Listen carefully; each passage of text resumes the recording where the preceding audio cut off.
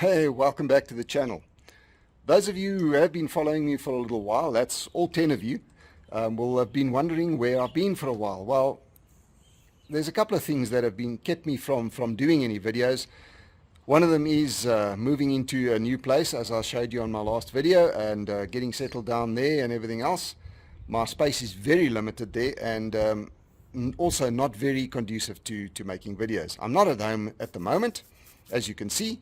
But yeah, you know, a little bit of life, a lot of work gets in the way of progress. But progress has been happening, and please stick around on the channel. I'm about to release 2, possibly 3 very important updates and progress reports on the channel. Yeah, I'm not going to spoil the surprise, but for me they are decent progress reports coming up very soon. They're in the works. Anyway, I don't know if I've ever mentioned it, but I said a long time ago that I really liked the look of the 8274 high mount winch, the worn 8274 high mount winch. I think they look absolutely stunning, specifically on the old 40 series Land Cruisers, but they're just a nice looking winch. I like the old style because my vehicle is 32 years old this year. You'll remember I even took off my modern light bar and I put on 2 Hella spot lamps, halogen spot lamps, just to make it era specific and keep it old school. And the winch just fits that perfectly. But the winch has never been a priority for me, and probably still isn't.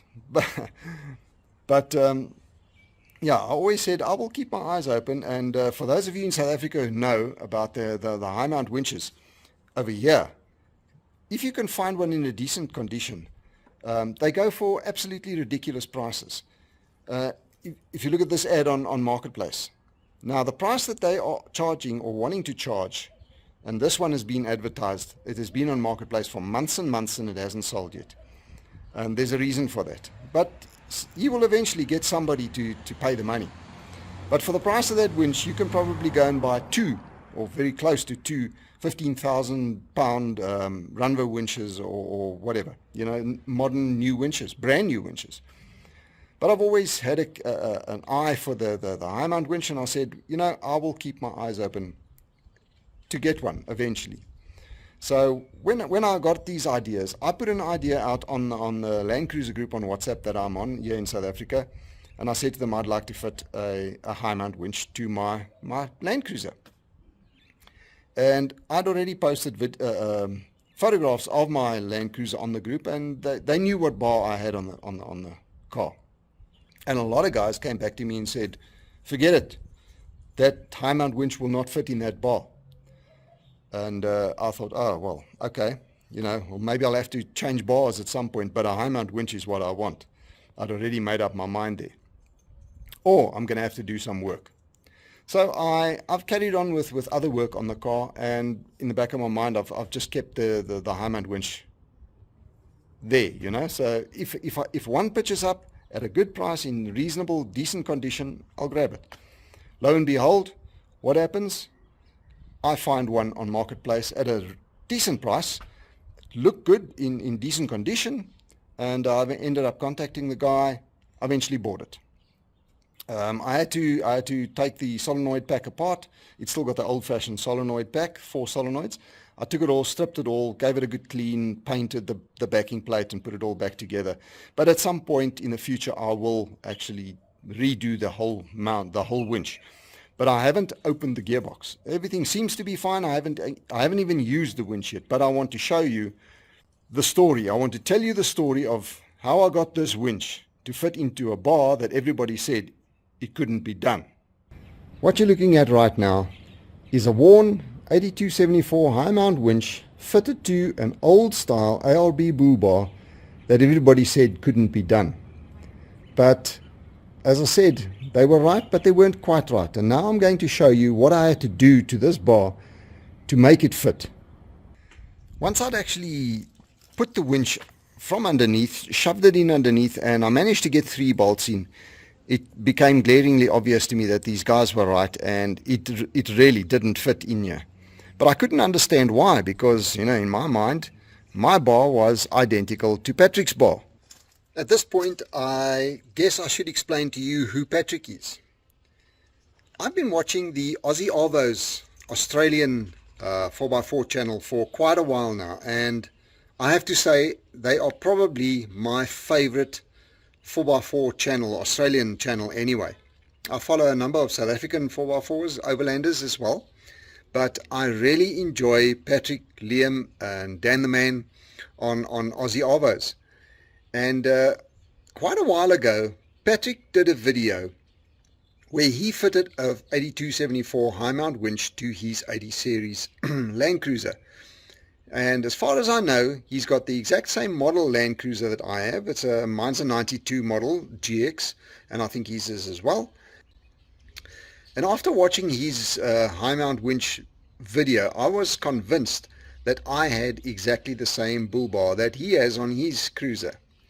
And well, in the rest of the video, I will explain to you, I will show you how wrong I was. After watching Patrick's Aussie Arvo's video a number of times, I noticed a few very subtle differences between my bar and Patrick's bar. First of all, if you look where my cable is coming out from the winch right now, I don't have a hook on there at the moment, I've just got the eye that's pulled tight against the rollers. That is basically the dead center of the bull bar. And everything is centralized on this bar. If you look at Patrick's bar, his whole slot where the cable comes through, everything is shifted to the left of the bull bar. That's the right-hand side of the picture you're looking at. And that is to make way for the gearbox housing on the right-hand side of the winch, or the left-hand side of this picture. That's this little section on the right-hand side of the winch. So for starters, my winch was symmetrical, everything is center, and that created quite a few problems. First of all, in the sheet metal work of the bar, this ledge is a 90-degree bend, and it's a strengthening web to strengthen this plate from bending. And you can see that over here, behind the number plate here, the gearbox is really close here at the moment.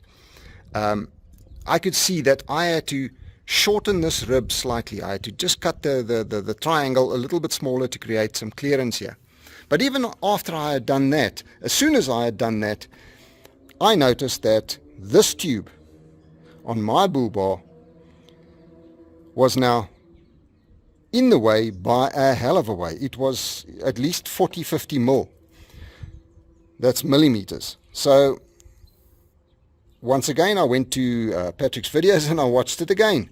And lo and behold, in his videos, this tube on his comes out. It's not dead straight. It comes out, goes straight, and then it goes back in that side to create the clearance. So basically, let me get some good clear pictures here. If you look at this tube now, this is the vertical face of the front of the bull bar, the sheet metal work. Now in standard form, this tube was behind that vertical face. So the tube came out to roughly there somewhere. Now you can see if you take that straight line, it clashes directly with the gearbox. So I had to cut my tube out. Mine was dead straight. As I said, it was in line with the vertical face here. The front face of the tube was in line with this. So I had to make a new tube and weld it in that had this bend in it, creating the extra space. Once I had done that, I still had some clearance issues, so I decided to put 6mm spaces between the winch and the front plate, and that sorted everything out in front here. As you can see, it's tight, but there is clearance here, and it's never going to move and touch there, so I'm happy with that clearance. Everything in the front here fits. But once I had done that, the gap between the winch and the grill, well, there wasn't a gap, it was touching. So now I had a huge dilemma on my hands, because how do I create that clearance? And the only way to do that was to move the entire bull bar forward to create enough space or enough clearance behind the winch to clear the grill. And I accomplished that by slotting the mounting holes that go on the chassis underneath. But that created two problems. Once I'd slotted the holes, I calculated that a 10 mils or moving the bolts or the bull bar further forward by exactly 10 millimeters would give me all the clearance I needed, about 4 millimeters at the back behind the winch, between the winch and the grill. 10 millimeters was going to be enough. So I went and I took a burr, which I'm going to show you now a picture of. I marked every hole out perfectly with a scriber and I burred them out to exactly 10 millimeters each. I then put it back on the car and lo and behold, all my problems were solved. The winch fitted perfectly, but slotting those holes created two huge problems for me. Some people might not consider them problems and would have run it just like that. But the slots in the holes created two problems. Number one, the slots in the holes now made the bull bar rely on the friction between the bull bar and the chassis to keep it in position. So in other words, in a front end collision, any impact in the front, the bull bar would be able to slide back with enough, if you put enough force on it, it would be able to slide back by 10 millimeters, which would be enough for my winch to go through the grill and destroy it. I wasn't happy with that, so I had to make a plan. The second problem that slotting the holes created was on one or two holes, and I think it was the outer faces of the chassis mount.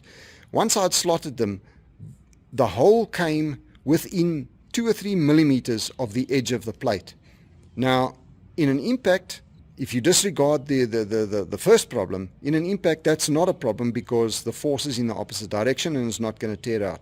But under high winching or recovery conditions, when there's a lot of force on the bull bar, it was possible for the bolt to literally rip through the side of the plate. So I came up with a plan to solve both problems all at once. What I ended up doing was getting hold of some 4mm plate, drilling 12mm holes, which is the size of the bolts mainly. These ones on the sides here are slightly smaller. I think they're 10mm if I remember correctly. But I took them and I bolted the bull bar on with those, or with the bolts through those plates, and then welded the plates to the bull bar. So now I have just a hole for that fits the bolt snugly, and there's no slot at all. I'm now not only relying on the friction of the bull bar mount to the chassis, but now I have the shear strength of the bolt involved as well. Those square, call them washers, that I've put on there are just to give a nice firm surface to clamp on. The whole lot must still come off to be painted properly, but I've been driving it like this for a while now while I'm busy doing other things. But those plates solved both the problems perfectly. I now have a bull bar, or a 8274 worn high mount winch mounted to my bull bar that everybody said couldn't be mounted, and the way I see it, the mounting of the bull bar to the chassis is now stronger than it was before, because it has the extra strength now of those plates welded to the chassis, as well as the clamping force of the bolts, obviously. So that solves all my problems. Next, I'm going to show you how I did the electrics. Being a qualified electrician myself, I wasn't happy connecting the winch cable, or the electrical supply to the winch directly to the battery, because in any front end collision, that live wire, which by the way is a 25mm square cable, is capable of carrying probably 1,000 amps before it actually disintegrates. So it was a huge fire hazard, and I wasn't prepared to do it. So years ago, when I was probably just started high school, all the way through high school, my dad used to have a deep sea ski boat, and he used to have battery isolators in it. Now, I don't know where he got these battery isolators, but they are really, really old. But once he got too old for the boat, and the boat got too old, he eventually scrapped the boat. And but he kept a lot of these parts. Right here is one of the isolators that he had in the boat. As you can see, it's got an on-off switch, and I decided to use one of these isolators. So my battery supply now comes from the battery to the isolator, from the isolator to the winch, and I keep this switched off at all times. So in any front end collision, there's no chance of that cable causing fire anyway. I also didn't want to mount it to the chassis on the sides of the vehicle, because in the case of a side impact it would be a fire hazard as well, because there's still a live terminal on it. So I decided to put it sort of in the center of the engine bay, where I could get it away from all, at least a distance away from all things that might harm it. And I've put it behind this nice strong stainless steel bracket, which also came out of my dad's boat years and years ago, probably 35 years ago, 40 years ago. So yeah, that is now my electrical connection. I've considered putting a massive fuse on, or circuit breaker on the supply cable from here, but I don't know where to get such a big circuit breaker. I mean, this winch is capable of drawing hundreds and hundreds of amps, probably 200-300 amps if the battery's good and the winch pull is hard enough. But for the time being, that is my isolator and my safety device in case of a front end collision to stop fire. That, in a nutshell, is the upgrade I had for you today. Like I say, this winch was never planned. Or it was planned, but certainly not for now. But it took me a few weekends of work. As those that know me know that I'm not equipped these days for working on things like this. So I had to take it to work and do a little bit of work at work, a little bit of work at home, a little bit of welding, a little bit of grinding at night after work. But I eventually got it done. It is fitted. It works 100%. And now I can carry on with the rest of it. I've been working on things like the roof console. I've now got that basically completed. I've got to fit a few switches and USB outlets and things like that. But it has taken me quite a while to get all the mountings, because you must remember I've got 3 radios plus an antenna tuner all mounted inside that box. So I had to fit it all in there and make mountings for everything and still be able to mount the thing onto the roof. I've actually, in fact, I finished all the mountings for the radios and the antenna tuner about 2 weeks ago. And I've just this weekend finished the mountings to the roof. So it's all ready now. For the time being, I've actually got a little bit of a deadline with that roof console. I want to have it finished and working by the end of the month. I have my reasons for that, but that's a story for another day. So I've got a little bit of work to do there. I've already pulled in a 4mm squared power supply from the engine bay. I haven't got it connected on the engine bay side yet. I've just got the cable rolled up and tied up on this side, as well as all my gauge cables for the pillar pod. They haven't been connected yet. I need a 1/8 tap to tap into the manifold to get the exhaust gas temperature. So that has been on hold for a while I've sorted out a few other things and done this winch install.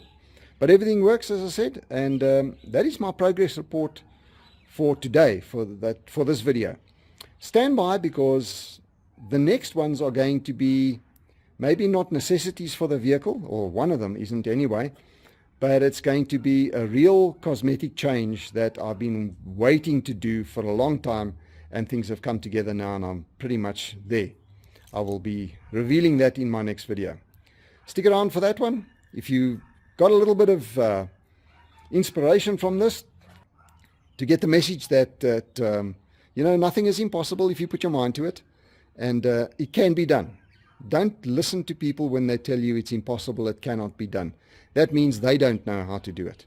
It took me a little bit of thinking and a little bit of hacking and grinding and welding, but there it is. The winch is fitting and working 100%. And the winch cable is central to the bullbar, which I like. And I've made space for it. If you enjoyed this video, please like it, share it, and let's help the algorithm grow the channel. I am planning, as I said, to put out some more videos soon. Progress is coming, people. And as always, rather not buy it. Build it yourself. Cheers.